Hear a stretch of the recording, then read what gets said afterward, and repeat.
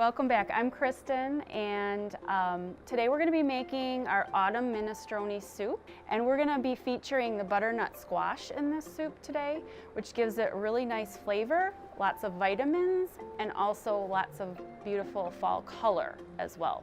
So quinoa is really easy to make. We're just going to put about 1 cup of quinoa into this pot back here, and then we're going to add 2 cups of water. We're going to let that come to a boil. We're going to put a cover on the pot and then just let it cook for about 20 minutes until the water is absorbed. Okay, so our quinoa has come to a boil. What we're going to do is actually cover this, turn the heat down, so you can take that spoon right out of there, Carly, thank you. We're going to turn this down to pretty low, like simmer, and we're going to set a timer because this takes only about 20 minutes. So we're going to start by sauteing some pancetta in our stock pot back here. And it's kind of like an Italian style bacon. Okay, so we're gonna start our base of our soup with the pancetta, and what that's going to do is going to give a lot of flavor to our soup. So we're gonna start with a little bit of olive oil on a medium heat back here in our stock pot. So we're gonna get that caramelization going on the bottom of the pot. We've got yellow onions, diced carrots, celery, and our butternut squash. So we're gonna go ahead and start processing through some of those vegetables so that when our pancetta is ready, our vegetables will be ready too. When you're making a soup or a one-pot meal, you wanna kind of have all the vegetables about the same size, and we wanna keep those kind of bite-sized. The last thing we're gonna do is our minced garlic, and I like to wait until closer to the end of the saute process.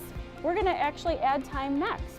So go ahead and grab the thyme. Our recipe just calls for, how much? About 2 teaspoons. As soon as you start smelling that garlic, that's a time when you know that that garlic's probably about done.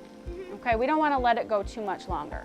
So let's just refer to our recipe, and we're going to add our tomatoes next and our chicken stocks. And we're gonna use about 6 to 8 cups of chicken stock. And the reason why we say 6 to 8 cups is because sometimes that chicken stock might evaporate as the soup cooks, and you might wanna add a little bit more. And then we'll give it a little stir, and then we're gonna do something called deglazing the pan, which means we're gonna scrape the brown bits or the fond off of the bottom of the pan and incorporate that into the soup. So these are just whole peeled tomatoes. You could also use diced tomatoes, you could use crushed tomatoes. Salt and pepper, we should probably season our soup, shouldn't we? Yeah. Okay, this is our kosher salt. And a couple of people. We're gonna work on a little garnish that's gonna go on top of our soup. Remember how I talked about the crostini? So I have a baguette here, and we're going to cut this into small pieces. Okay, so I have my oven preset to about 400 degrees because we wanna crisp this bread up because it's kind of almost like a crouton that you put on top of the soup. And it's really a nice combination of a crunch. So we'll get that in the oven, and then by the time we're ready to taste our soup, our crostini should be done. Now this might thicken up the soup a little bit too much, so we might want to add some of that extra stock in there. We'll have to make that call. Oh, I see it. I got it. All right. We're going to add some cannellini beans, which are a really good source of fiber.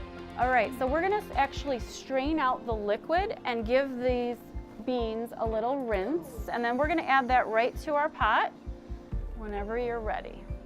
We have 2 tablespoons of pesto that you can just drop right in the soup, and kale. Yeah, you just take it right off the stem. So you're just basically going backwards, and then the stem remains. That is also edible, but it is very tough, so you'd want to really cook that down. We like to add this right at the end of the cooking process because then the kale stays nice and bright and green.